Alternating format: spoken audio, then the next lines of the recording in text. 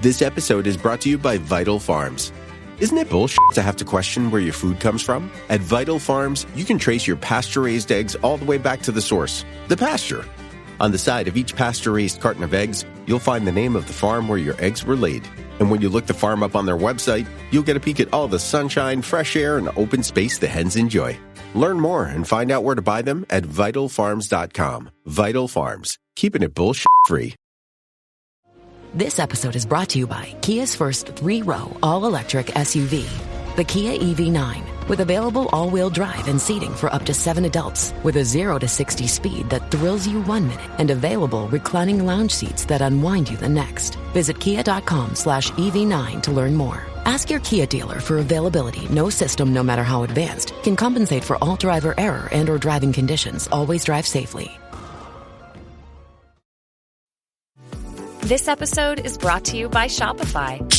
That's the sound of switching your business to Shopify, the global commerce platform that supercharges your selling. Harness the best converting checkout and same intuitive features, trusted apps, and powerful analytics used by the world's leading brands. Stop leaving sales on the table. Discover why millions trust Shopify to build, grow, and run their business. Sign up today for your $1 per month trial period at shopify.com/tech23. Welcome to the Human Capital Innovations Podcast, your go-to source for personal, professional, and organizational growth and development. We hope you tune in often for all things people management, organizational development and change, organizational leadership, and social impact related. Maximize your personal and organizational potential with Human Capital Innovations Podcast.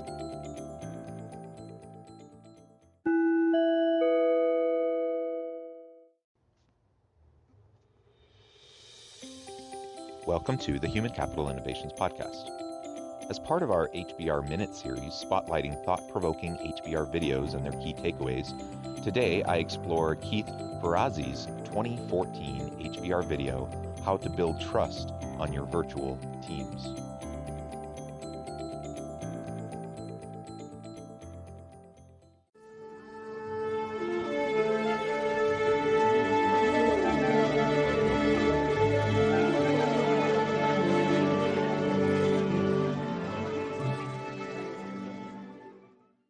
Welcome back to the Human Capital Innovations Podcast.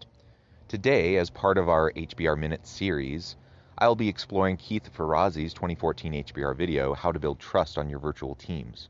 Teams can't function well when coworkers don't trust one another. Building and maintaining trust in the traditional physical workplace is difficult enough, but the process is even tougher in a virtual environment. Today, we will be exploring this brief video, some of the key takeaways, and I will share my thoughts. I'll catch you on the flip side of this first clip.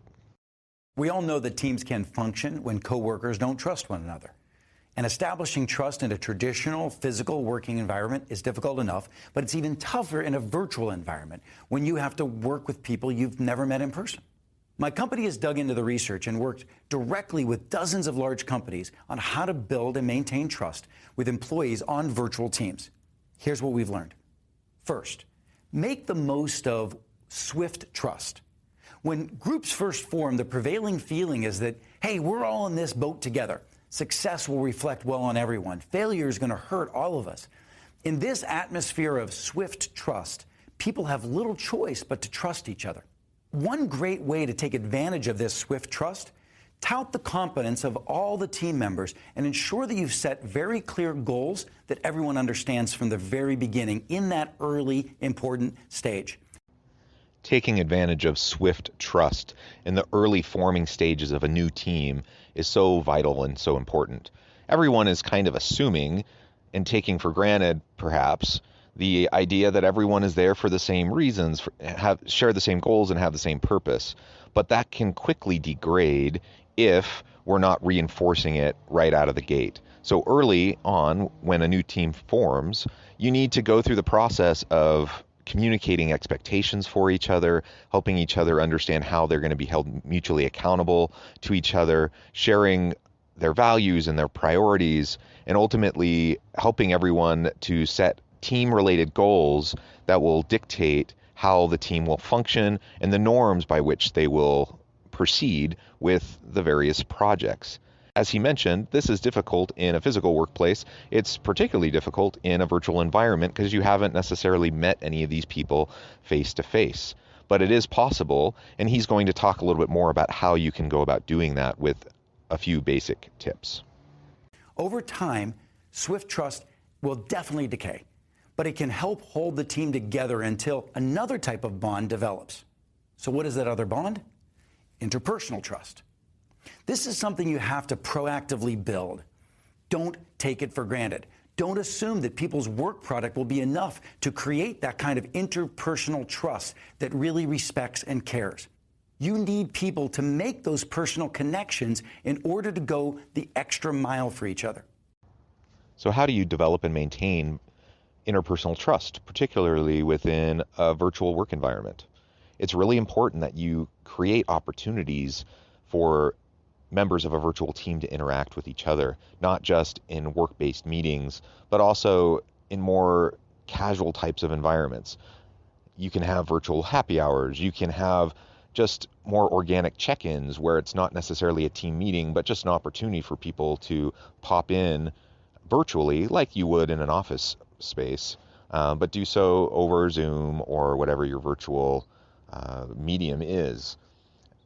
It can be a very simple thing, but just having those moments where you can start to build some rapport with each other, you can start to lean on each other, and as you start to see the norms of the group playing out, you can start to build that trust as you see people being responsible and being accountable to the assignments that are given to them, and everyone can start to see that they continue to have their best interests of the team at heart, not just their individual contributions.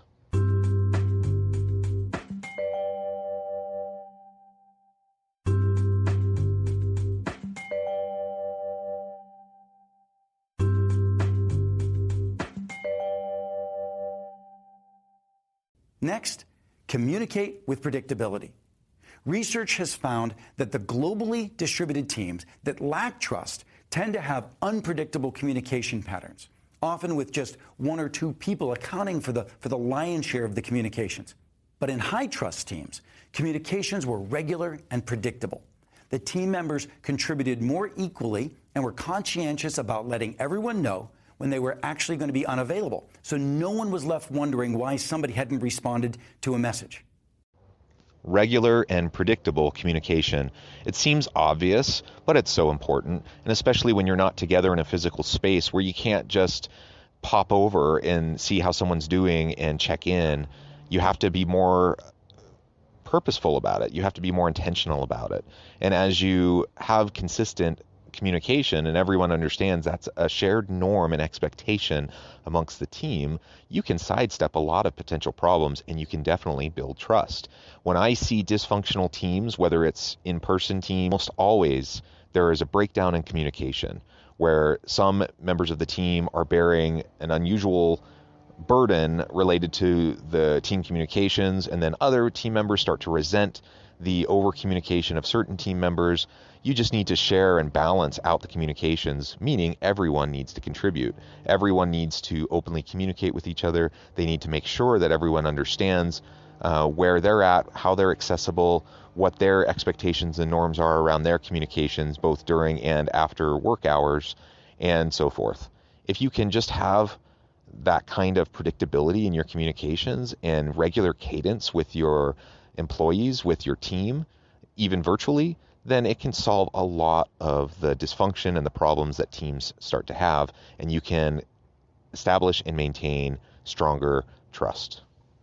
Fourth, share and rotate power.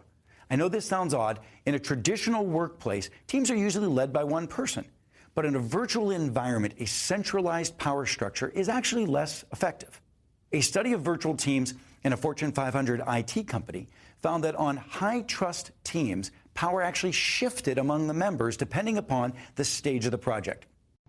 Sharing and rotating power within a team is very important. Now, again, this may not be the most obvious answer, and I think it runs counter to what most people think intuitively as how teams can run effectively. But I have worked with so many self-managed work teams where they share and rotate the power within the team and the roles and the responsibilities so that everyone has a turn at a different piece of the project to make sure that they have the main accountability for that piece and they can lead forward on that element. I've seen it over and over again when teams have that kind of shared responsibility and they rotate the power, the teams function better. When you have someone who's designated as the team lead, unless they're an amazing leader, oftentimes dysfunction can arise. And this is particularly important within a virtual environment. The research is clear. The research shows that in a virtual environment, having rotations and sharing of power in those self-managed work teams in a virtual space is going to have better outcomes. Teams can't function without trust. And of course, we know that trust can be challenging to build without face-to-face interactions. But if you're managing a virtual team, don't just hope for the best. Make sure that you're proactive. Use the right practices and ensure that trust grows within that virtual team. While trust formation, maintenance, and sustainability can be difficult in a virtual team, it is definitely possible. But managers have to put the right mechanisms in place, and they have to have the right kind of dialogue with their virtual teams to set those expectations and to help everyone understand how to do this effectively. I've done a lot of research around the areas of interpersonal trust within the workspace, within teams, and institutional trust, and how the two connect with each other. The bottom line is that you as a leader, you as a manager, can do a lot to either undermine the interpersonal trust of the team, or you can do a lot to provide a solid foundation and support for the formation, the maintenance, and the sustainability of that trust within that virtual team. You set the tone, you model the behavior and the norms and the expectations, you hold people accountable, and you need to encourage them to hold each other accountable. Help them see how they can do it effectively, follow these simple practices, and you can sidestep a lot of the common pitfalls, a lot of the challenges, and you'll have greater levels of productivity amongst your virtual teams and be able to accomplish some really great things. I hope you've enjoyed this HBR Minute. It's been fun reviewing this short video and sharing some of my thoughts and ideas related to some of my own research and other research that's out there in relation to building and maintaining trust within a virtual team. And as always, I hope you stay healthy and safe, that you find meaning and purpose at work each and every day, and I hope you have a great week.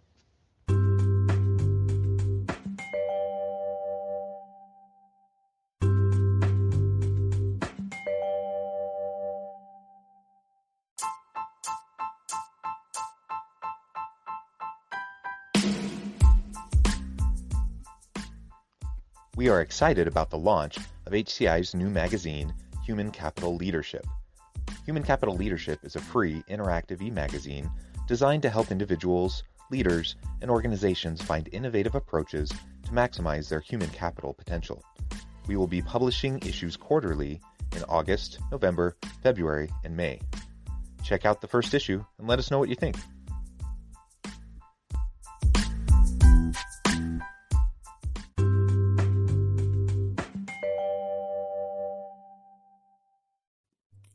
Thanks again for joining us for this episode of the Human Capital Innovations Podcast. I hope you stay healthy and safe and that you have a great week.